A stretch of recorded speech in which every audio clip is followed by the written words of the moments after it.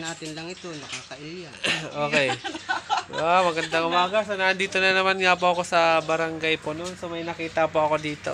Miracle fruit. Okay. Ang laki.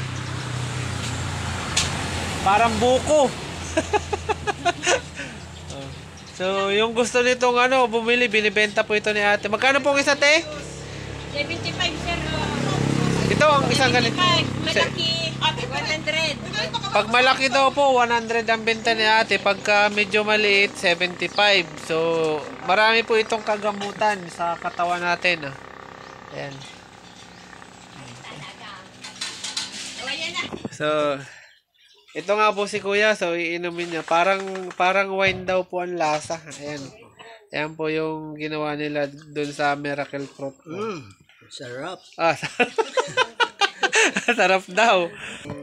Titikman ko nga din po ito kung ano nga ang lasa nito. Kung titikman ko.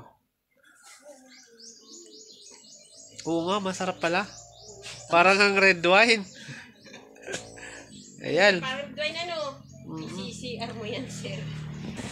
So, ito daw po ay pang paano din po pala ito. Pampatunaw ng taba. Ayan. So, yung mga gustong pumayat dyan, bumili na po kayo ng Miracle Fruit. Ayan. Yung mga gusto pang sumeksi, tamang-tama po ito para sa inyo. Ano, sir? Sobrang tamis. Lasang red wine nga. Nalalasing na ako. Joke lang.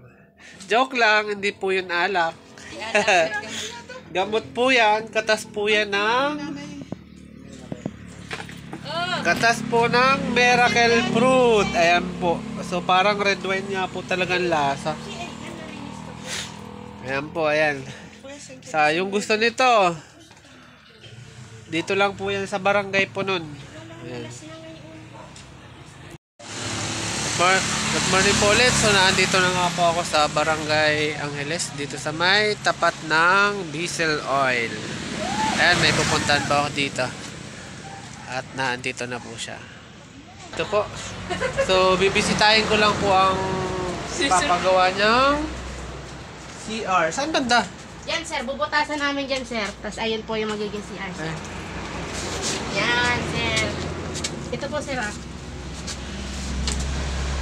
Doon pala sa may Okay. Hanggang dito na lang po muna. Good morning. Andito na nga si ate. Andito kami sa bahay ng kanyang anak. Okay, so may tanong lang ako, te. Ano yan, sir? Anong tawagan nyo ni Mr. mo? Kung minsan ay mama, papa, gano'n. Minsan sa pangalan. Pagka hindi kayo nag-aaway, ganun ang tawagan nyo. Pero pag nag-aaway kayo, anong tawagan nyo? Pangalan sa pangalan.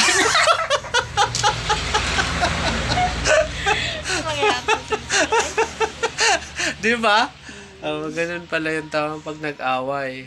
Okay. So, paano, pagka, nung bago pa talaga kayo, ano talagang tawagan niya?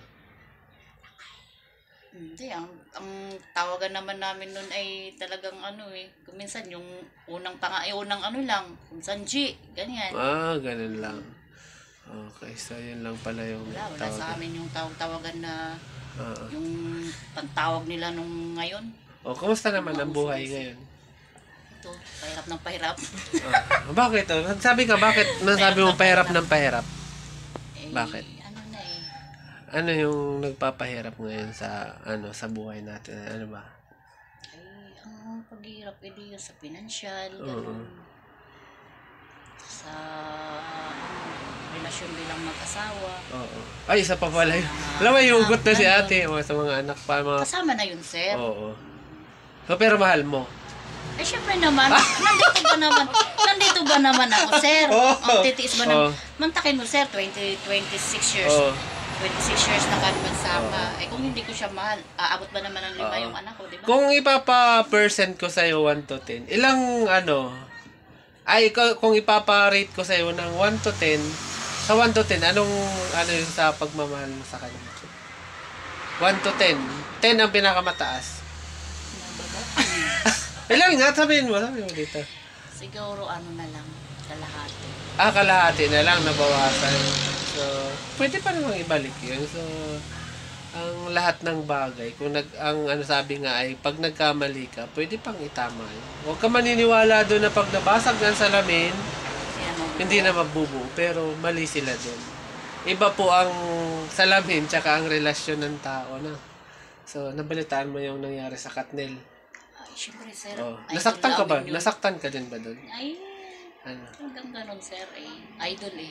Idol. Ano ba ang masasabi mo doon sa kung mapagbibigyan ka ng pagkakataon na pagbigay ng pangaral sa kanila, ano masasabi mo? Sa akin, sir, tama na yung ginawa ni Catherine. Kesa naman halimbawa nga, sasama din naman sila. Kung halimbawa parang ano lang, parang lukuhan na. Oo. Hindi may na yung ganun, sir. Oo. So, ibig sabihin, so, hindi na siya nagpaka-martyr, ano? Oo. Okay, so, hanggang dito na lang po muna ang interview kay ate, ano? Nagkaiyak na. Ito daw ang lutong Quezon. Ito, gabi. Ayan, tas lagyan mo ng sili ang kuya, no? Ayan si kuya, tagaluto. Ayan ang nagluluto. Ayan. Ayos. Pang isang barangay ang niluluto niya. Sabay, lalagyan natin tinutong. So, andito nga po ako ngayon sa Barangay Tagbakin. Yan. Para lalong masarap. Ayos. Pinalang isang Anong sahog doon, kuya? sulit na gata. Tapos, walang May magic lang siya. walang taba ng baboy o ano. Wala na sir, hindi na nakauwi. Talagang pang mahirap na talaga ang luto. Hindi naman pang mahirap. Grabe na makapahirap. At least may naluluto. Ano? Habang nag-iintay kay ate at may bibisitahin ko yung ipapagawa niya. Dito daw. Ito yan. Hintayin tayo ko lang. At naandun daw sa isang bahay nila. Ayan, video talaga ako.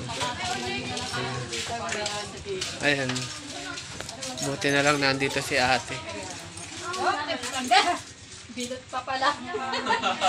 Pang ilang beses ko nang punta dito sa bahay na to, di ko talaga maabutan si ate. Ako na lang.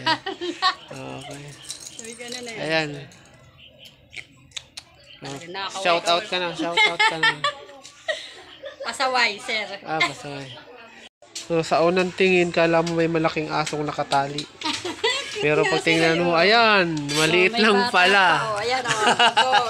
Saka may isang babyhan. Oh. Kala ko ay ang laki-laking aso, napatras pa ako. Sabi ko nga, sir, may aso. Ayan. Ikukomment ko maganda dun. nga man, ano. So, anong masasabi mo sa hiwalayang Katnil? Ano ba ang masasabi ko? Ano masasabi? Ano masasabi ko sa Katnil?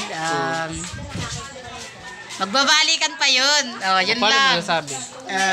Matagal na yung pinagsamahan nila eh. Hindi mo diba? rin masabi yun. Iba ang mga artista. Ano? Sa bagay. Oo. Bahala sila, sir.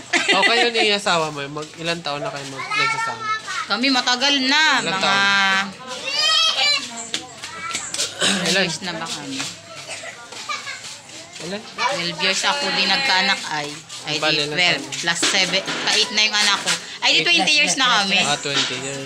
20 years. So, gaano mo kamahal ang asawa mo? Sabihin mo kung Yan talaga naman to mahal. si Sir Raya.